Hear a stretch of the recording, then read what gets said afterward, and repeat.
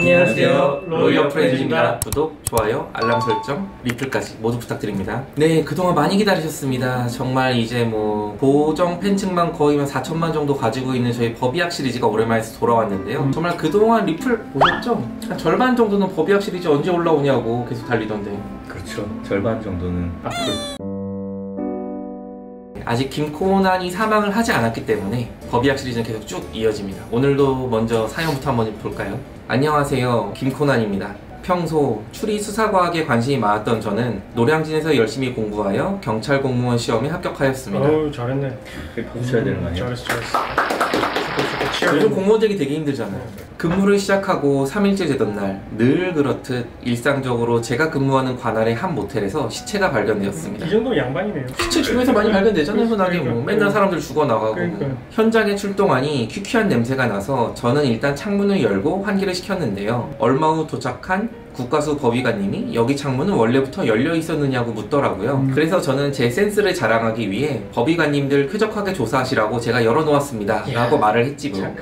아주 센스가 있어요. 그런데 갑자기 법의관님이 저한테 막 뭐라고 하시는 거예요. 조금 황당했지만 저는 숙련된 사회인이기 때문에 조용히 죄송하다 말하고 현장에서 나와서 법의관님 드립커피에 코딱지를 하나 넣었습니다. 저처럼 센스 있는 사람에게 도대체 법의관님은 왜 그러시는 걸까요? 법의관님 업무가 너무 많아서 예민해진 걸까요? 오늘은 법의학 특별 시간, 직장 내 인과관계에 대해 한번 알아보도록 하겠습니다. 직장 내 괴롭힘 금지 그건가? 직장 내에서 남이 타주는 커피는 마시지 마라. 그렇죠. 오늘 다. 뭐 가래침이 들어가 있을 수도 있고, 뭐 코딱지가 들어갈 수도 있고. 자, 영상 끝! 현장을 훼손하면 안 된다. 되게 중요한 일이죠. 드라마에 많이 나오잖아요. 그쵸. 뭐 들어오면은 그냥 만지지 마! 그러면서 막 소리치잖아요. 이렇게. 맞아. 근데 지금 사실 뭐 시체를 만진 것도 아니고 뭐 바닥에 뭐 이불이라든지 뭐 만진 것도 없이 그냥 환기만 시킨 건데 이걸로도 문제가 될 수 있나요? 온도. 그렇죠. 보통 이제 갑자기 시체가 발견이 되면은 사람이 과연 언제 사망을 했는가 중요하잖아요. 그렇죠. 사망 시간을 알아야지 뭐 피해자도 이렇게 추려낼 수가 있고 그렇죠. 뭐 예를 들어서 2시간, 3시간 전에 이 사람이 사망을 한 것 같다. 그럼 2-3시간 내에 요 방에 들어왔다 나간 사람 중에 한 명이 범인이 있겠죠. 굉장히 사망 시간은 중요한 정보예요. 맞아요. 일반적으로 그러면 사망 시간을 어떻게 체크를 하느냐. 뭐 예를 들어서 사망하는 시점이 CCTV로 찍혔다. 그럼 뭐 당연히 정확하게 하죠. 아니면은 이제 뭐 지금 이 사건은 모텔방이었죠. 모텔방에서 근데 계속 모텔방 앞에 찍고 있는 CCTV가 있었는데 뭐 2시에 피해자가 들어가고 3시에 어떤 사람이 나오고 4시에 딴 사람이 들어갔는데 사망한 상태로 발견했다. 흔하게 2시부터 4시 사이 사망했으니까 이런 식으로 확인할 수도 있고 이렇게 명확한 재료가 있으면 좋은데 보통 일반적인 사건에서는 미궁에 빠지는 것들 대부분 증거가 별로 없어요. 정말 그야말로 그 시체 자체가 유일한 증거인 경우도 있거든요. 그럼 이런 경우에 어떻게 해야 될까요? 사망 시간. 그러면 부검을 해봐야 돼요. 검시. 일단 째고 보는 거예요? 아니 바로 째서 되면은 뭐 드라마 같은 거 보시면은 또 사체를 훼손하게 되나? 그쵸. 그러니까 뭐 현장에서 바로 뭔가 사진도 무지하게 찍고 이것저것 검사 많이 하잖아요. 아직 째기 전에 얻을 수 있는 정보들이 있다는 드라마 거죠. 보면 그거 하잖아요. 그 응꼬에다가 뭐 집어넣고. 그렇죠. 직장 체온. 보통 이제 사람이 살아있을 때는 이제 뭐 36.5도 정도에서 계속 체온이 유지가 되잖아요. 근데 사람이 죽으면은 점점 이렇게 체온이 떨어질 거란 말이죠. 그러면 이제 원래 36.5도인데 지금 몇 도로 떨어졌으니까 이 사람은 죽은 지 얼마나 지났겠구나 이런 걸 알 수 있게 되는 그게 그러면 혹시 죽은 시간이 1시간, 2시간 갈 때마다 1시간에 뭐 몇 도씩 온도가 내려간다 이런 게 혹시 있어요? 그렇죠. 그런 대략적인 건 있어요. 일반적으로 상온 그러니까 한 20도 정도에 계속 이제 노출되었다고 하면은 보통 러프하게 얘기하는 거긴 하지만 1시간에 한 1.5도 정도씩 떨어진다고 보거든요. 예를 들어서 36.5도인데 21.5도가 됐어요. 체온을 재보니까 그러면은 딱 15도가 떨어진 거잖아요. 그리고 계속 20도 정도인 상황에서 유지가 됐다. 그러면은 이제 10시간 정도 전에 사망을 했겠거나 이제 러프하게 볼 수는 있는 거죠. 근데 사실 사람의 체온이 떨어지는 게 제가 뭐 예를 들어서 찜질방에서 죽었어요. 그러면은 제 온도가 떨어질까요? 시체 온도가? 안 떨어지죠. 제가 그냥 한겨울에 쌩쌩군에 밖에서 죽었다. 금방 떨어지겠죠. 그렇죠. 남자냐 여자냐 키가 얼마나 되냐 아니면 제가 물에 빠져있는 상태였느냐 건조하냐 습하냐 되게 영향을 미치는 것들이 되게 많아요. 그래서 근데 왜 남녀도 차이가 있지? 남녀는 이제 피하 지방 양이 다르니까 여러 가지 것들이 영향을 미치기 때문에 사실 변수가 되게 많기는 해요. 근데 아까 제가 뭐 시간당 1.5도 얘기는 이제 뭐 일반적으로 러프하게 계산을 하고 20도 정도 상황에 노출되었을 때 이렇게 가정을 했을 경우 실제로는 되게 복잡한 공식이 있어요. 옛날에 그 법의학자들이 이거를 하나하나 하는 게 너무 힘드니까 굉장히 노가다를 한번 띄웠어요. 옷을 벗겨놓은 상태, 옷을 입힌 상태, 뚱뚱한 사람, 마른 사람 이렇게 경우의 수를 모두 다 나눠가지고 데이터를 쫙 모았어요. 그리고 그 데이터들로부터 역으로 공식을 만들어냈어요. 우와. 그래서 이 공식을 딱 정확하게 대입을 하면은 보통 한 24시간 내에 사망한 사람이라면은 오차 범위가 한 30분 정도 내로 된다고 하더라고요. 그럼 이제 온도를 일단 기본적으로 재야 된단 말이에요. 지금 딱 시체를 발견했을 때 그때 온도가 몇 도이냐 이걸 알아야 되는데 어떻게 온도를 잴까요? 문을 열어버렸어.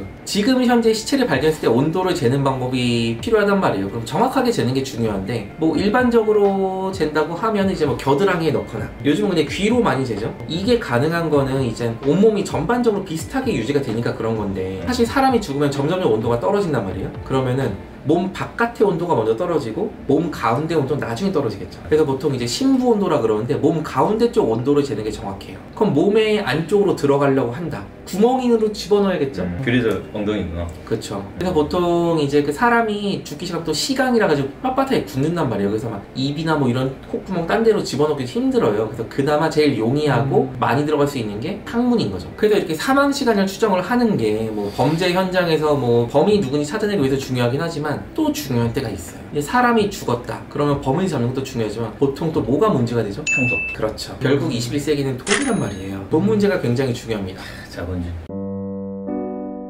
그럼 죽으면 내 재산을 누군가한테 가야 될 텐데 사실 일반적인 상황에서는 사망시간자가 그렇게 중요하진 않아요. 뭐 상속받을 사람들이 동시다발적으로 죽고 그러지는 않으니까. 이례적이죠. 그렇죠. 네. 근데 가끔씩 이제 그런 거 있잖아요. 뭐 가족들이 다 같이 차를 타고 가는데 사고가 났다. 그래서 동시에 다 죽었다든지 다 시체로 발견되거나 굉장히 가끔 이제 불의의 사고가 터지면 누가 먼저 사망했는지 좀 애매한 상황이 발생할 수 있단 말이에요. 옛날에도 실제로 이런 비스무리한 경우가 한번 있었어요. 이제 어업을 하시는 부부가 있었는데 어느 날 태풍이 부는 날이었어요. 근데 그물을 거두러 가야 돼. 나갈까 말까 신랑이 하다 하려고 나갔어요. 결국 근데 배는 뒤집어졌고 나중에 구조대원들 가서 배를 열어보니까 남편밖에 없는 거야. 근데 어차피 와이프도 안 보여 지금. 둘 다 사망을 했구나 생각을 했는데 집에 와보니까 갑자기 개가 멍멍멍멍 짖고 있어요. 뭐지? 하고 가보니까 집 앞에 마당에 그 부부의 집이 해변가에 있었거든요. 근데 와이프가 해변가에서 이렇게 질질 기어가지고 집 앞에서 이렇게 사망한 채로 있는 거예요. 그러니까 귀여운 귀여운 모습이 보는 흔적이 있고. 그럼 이런 경우에는 결국 이제 남편은 배가 전복되면서 그때 바로 사망을 한 거고 와이프는 일단 적어도 배가 전복되고 뭐 파도에 밀렸든 뭐 헤엄을 쳤든 집까지 와서 귀여운 곳까지 있으니까 그때까지는 살아있었다는 거잖아요. 그렇죠.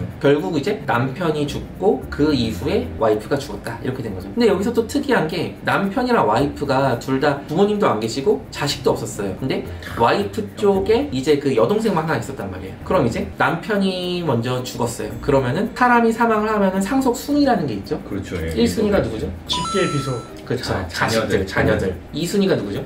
집이 존속. 그렇죠. 위에 부모님들. 3순위가 누구죠? 형제 자매. 그렇죠. 형제들이죠. 그리고 배우자 같은 경우에는 이제 그 자식이나 아니면 부모님 이 사람들이랑 공동 상속인이 된다고 하죠. 배우자들은. 이제 3순위 형제 자매로 넘어가게 되면은 이제 배우자가 단독 상속이에요. 그럼 보세요. 이제 남편이 먼저 사망을 했단 말이에요. 근데 남편이 부모님이랑 자녀가 둘 다 없어. 그럼 이제 형제들한테 이제 상속 수치가 가는데 이때 와이프는 살아 있었단 말이에요. 그러면은 이제 형제들이랑 와이프가 있으면은 형제는 나가리요. 와이프가 단독 상속이 된다.